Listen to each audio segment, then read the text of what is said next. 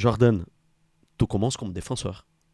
Oui, j'ai fini aussi. Mais Tu dis que voilà, j'ai un parcours modeste, mais tu as joué à niveau national avec les jeunes. en jeune, ouais, sur un club régional. Régional. 14 fédéral à l'époque. C'était les 14 fédéraux, 15 nationaux. Puis après, je suis retourné dans un petit club qui est Givors, un petit club de la banlieue lyonnaise, d'où je suis issu et là où j'avais commencé ma formation. Et je suis retourné jouer avec mes amis à ce niveau-là, après, rapidement. En effet, tu joues jusqu'à 20, 21 ans, c'est ça? J'ai joué, on va dire, concrètement, sans m'arrêter, jusqu'à 20-21 ans. Et après, de 21 ans à 25 ans, j'ai joué, mais avec les séances le soir, les matchs les week-ends avec les jeunes, c'était compliqué d'allier les deux. Donc j'avais fait un choix, moi, et j'avais privilégié l'entraînement. Et donc du coup, je jouais vraiment de temps en temps quand il y avait des besoins assez spécifiques où j'avais du temps pour pouvoir me libérer le week-end. Donc tu jouais, mais dans la tête, depuis quoi, la fin de l'adolescence, tu avais déjà l'idée de faire le coach? C'est plutôt arrivé ouais, entre 17 ans et 18 ans où j'ai voulu dans un premier temps rentrer dans l'éducation, au-delà d'être entraîneur de foot, c'était plutôt être éducateur sportif, éducateur spécialisé pour accompagner les jeunes, et plutôt les jeunes issus de quartier à la base, c'était plutôt dans cette démarche-là. Ah, tu étais dans le club populaire, on va dire comme ça? Ouais, et le club, vu que c'était le club avec lequel j'ai grandi, ils avaient besoin aussi de coach. Mhm. Et moi, j'étais plutôt voilà, attiré aussi par cette volonté de partager, d'entraîner avec les jeunes. Mhm. Donc c'est là-dedans où c'est comme ça que je me suis tourné dans l'encadrement. Et de fil en aiguille, j'ai pris goût à l'entraînement de foot et le métier d'entraîneur. Et d'éducateur, après, je me suis professionnalisé pour devenir entraîneur de foot. Et avec le parcours que j'ai eu aujourd'hui. Mais il y a 10 ans, on m'aurait dit que j'aurais eu ce parcours, j'aurais pas cru, quoi. Oui, parce que toi, 34. 34, ouais. 34. Je rebondis là, je rigole. Tu étais défenseur, donc tu n'étais pas très rapide, j'imagine. Ah, non, c'était pas ça. Va, ça. Par contre, ta vie, elle va très rapide là. Oui, ça va très vite. Ouais. Ça va très vite là. Tu as parlé là, j'ai décidé de me professionnaliser. C'est-à-dire quoi? Tu as commencé à passer tes diplômes? Après, je pense que pour un profil comme moi qui vient du milieu amateur, qui n'a jamais été professionnel, qui n'a jamais connu de centre de formation, d'entraîneur pro, etc., au départ, le métier d'éducateur, c'est quelque chose qu'on vit par passion, qu'on fait même de manière bénévole.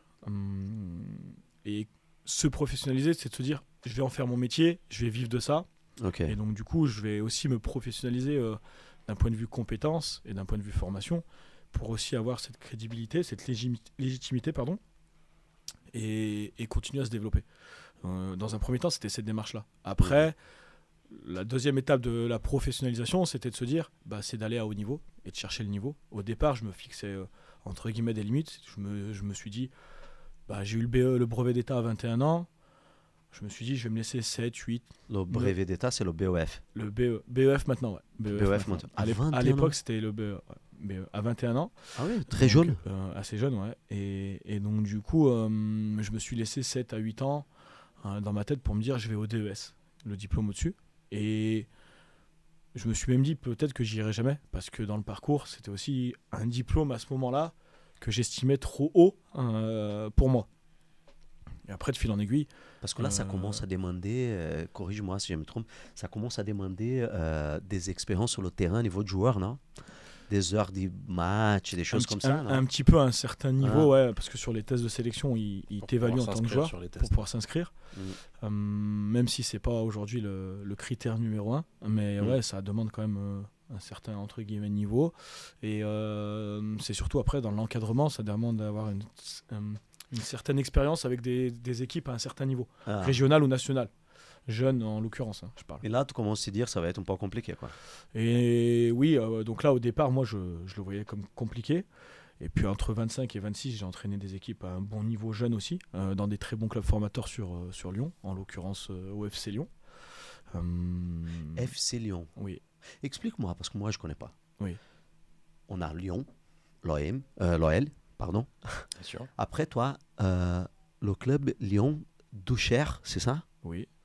Que c'est bien connu. Oui, c'est très bien. Et après, il y a le FC Lyon. Vous avez, en fait, ouais, C'est quoi les clubs phares là sur dans Lyon, la région sur Lyon, il y a lyonnaise? plusieurs clubs. Alors, il y a tout ce qui va être régional, parce qu'à Lyon, il y a la SSE aussi qui est à proximité. Il y a Annecy, Bourg-en-Bresse, Grenoble. Donc, sur la région Rhône-Alpes, ça fait quand même un bassin de clubs pro assez conséquent. Oui. Ces bassins, à niveau de population, la représente combien, toi, en idée? C'est quoi, Non, 5 là, millions de personnes, 4 millions de personnes, 6 millions de honnêtement, personnes? sur la région, là, non, j'aurais pas de Ah. chiffre en tête, je l'ai pas, non, franchement. Bon, mais c'est un gros bassin, quoi. Mais c'est un gros bassin. Ouais. Il y a un gros vivier sur la région Rhône-Alpes, avec du coup un support de compétition quand même assez intéressant. Après, il y avait quand même pas mal de clubs en national. Il y a Villefranche, il y a eu Lyon-la-Duchère aussi qui a été il y a Voilà. pas très longtemps. Et il y a des clubs comme l'AS Saint-Priest qui travaillent très bien.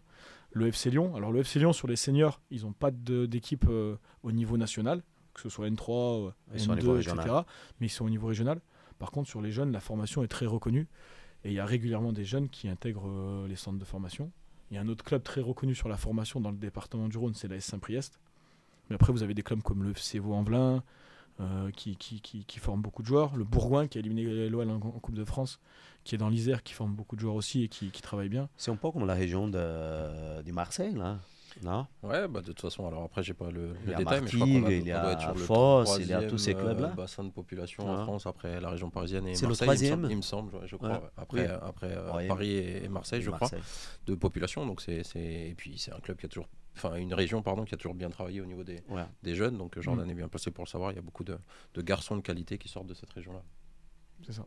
Et donc, tu as bossé avec ces jeunes, FC Lyon. Moi, j'ai commencé au Cascol, donc dans un premier temps, qui est l'un des clubs à la base qui était plutôt même sur les jeunes dans l'histoire, et on va dire à l'époque entre les années 90 et 2010, qui était le gros club formateur, qui en l'occurrence formait Sabri Lamouchi, Eric Abidal, voilà, plusieurs mondes, Serge Blanc, donc voilà, plutôt ces joueurs sur ces générations-là. Et donc moi j'ai travaillé 7 ans dans ce club, où là j'ai pu tout connaître, de l'école de foot au niveau district, plus haut niveau régional, et toutes les catégories, et on va dire toutes les casquettes, c'est-à-dire directeur sportif, entraîneur, responsable.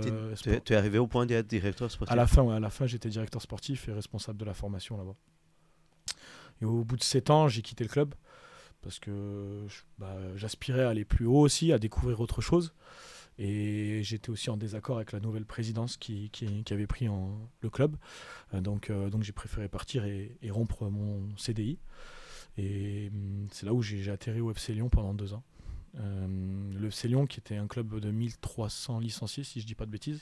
2300 1300. 1300. Ouais, donc qui était le 2e national ou le 3e national à l'époque. Oui, parce qu'il n'y a pas de club avec plus de 1000 licenciés, quoi, je pense. Ouais, je crois. Je pense pas. Et donc du coup, j'ai eu les 19 DH dans un premier temps, la première année. Ah, tu commences déjà avec les catégories. Ouais. Et après les 17 ans nationaux, où là, ça a été une année pour moi assez importante, parce que du coup, c'est un petit peu celle qui m'a mis en avant. Tout gagné le championnat. Et où on avait fini premier du championnat, voilà. Et donc du coup, c'est ce qui m'a mis un petit peu en avant et m'a mis en lumière. Les joueurs dans un premier temps et mon staff et moi sur un second temps. Et donc du coup, qui m'a permis d'avoir d'autres sollicitations aussi. Quand tu regardes, si on parle de cette équipe ou de cette nationale que tu étais champion, c'était quelle année? C'était en 2018, avec la génération 2002-2003. 2002-2003, ok. Bon, aujourd'hui, ces garçons, ils ont 19 ans, non? 21-22. 21-22. Il y en a certains qui sont, oui, quoi, 2005, il y en a certains qui sont pros. Oui. Quand tu regardes c'est l'effectif, tu dis, ah oui, on peut arriver loin. Non, tu avais déjà cette sensation-là avec les jeunes? Quand on commence la saison, à ce moment-là, c'est la 2e année que le club est en 17 national. C'est là que vous perdez un match 12-13-0 à 1? Non, c'était avec cette équipe-là que tu perds un match. Non, ça c'était avec le Cascol contre l'OL. Ok. À l'époque, ouais. Ah, t'es bien renseigné. Hein. J'ai tout dit un petit peu. Souvent, il y a des commentaires, putain, le mec là, le Brésilien, il connaît rien de foot. Donc, je suis obligé à étudier. Ça, c'est des infos. Ouais, ça remonte à loin. Ouais. C'était avec des U15, on avait perdu. C'était ma plus grosse défaite. 12-1 contre l'Olympique Lyonnais, je me souviens. Mais non, et du coup, quand on prend l'équipe, honnêtement, l'objectif principal, comme tout club amateur en 17 NAS, c'est de maintenir. À cette époque-là, en plus, c'est que les clubs pro, contrairement à maintenant, ils jouent avec leur génération d'âge à cette époque encore. Donc, tu joues, franchement, c'est un niveau quand même qui est assez relevé. Nous, c'était notre deuxième saison en 17 NAS. L'objectif, c'est le maintien. Et au final, ça se passe bien. De fil en aiguille, on fait des résultats, on enchaîne. Ça joue bien. Et on joue pareil face à des clubs pro, face aux clubs Donc, quand ça amateurs. arrive à décembre, là, tu dis quoi? Putain, je vais passer un bon Noël, quoi. Ah bah oui, là, on est content. Après, quand On se est passe- content. Oui, en octobre, on est maintenu. En octobre, on est maintenu. On est content quand ça se passe comme ça. Donc après, oui, après, on joue libéré. Puis au final, après, on y prend goût et les joueurs ont travaillé vraiment fort et dur pour être réguliers surtout et maintenir ce niveau de performance. Et donc là, tu es au FC Lyon. Oui. Qui se retrouve dans la ville de Lyon. Oui, à Lyon 8e. Ouais. Et donc là, tu as déjà des joueurs qui viennent pas de loin à chercher ces niveaux. Ouais, alors après Donc là, tu travailles déjà sur le bassin. Ouais, sur le bassin régional. Ouais. En majorité, c'est des joueurs lyonnais. Mais comme il y avait un sport-études, on avait aussi des joueurs qui sont issus de la région Rhône-Alpes. Ah, c'était sport-études. Encore aujourd'hui, comme ça, au FC Lyon. Oui, ouais. Et donc, du coup, il y avait des joueurs qui pouvaient venir de Donc c'est de une sorte Bourgogne. d'académie, quoi. Oui, c'était ça, une petite académie. Donc, Les garçons de cette génération qui ont réussi à atteindre le niveau professionnel. aujourd'hui, on a deux. Faris Shaibi, qui est à Francfort, Toulouse et Francfort. Et Junior Manga, qui était à Bordeaux et qui est aujourd'hui à Strasbourg. C'est les deux aujourd'hui en activité. Ouais. Les autres, il y en avait 7 qui ont intégré un centre de formation 7 Ouais. à la fin du championnat. à la fin du championnat. Et il y en a 5 qui sont aujourd'hui sur des niveaux national 2, national 3 ou même régional. Et Les autres, tu n'as pas de nouvelles. Si, je les ai régulièrement au téléphone, la plupart. Honnêtement, Ils sont au niveau régional. on est toujours resté en contact. Et soit aujourd'hui, ils essaient de rebondir à des niveaux pour se raccrocher sur, comme a dit Mickaël tout à l'heure, c'est des joueurs aujourd'hui avec des bons profils aussi, qui ont très bien travaillé, qui aujourd'hui sont en N3, sont en N2, et donc du coup sont sur un bon niveau et vivent du foot, mais ne sont pas au niveau pro.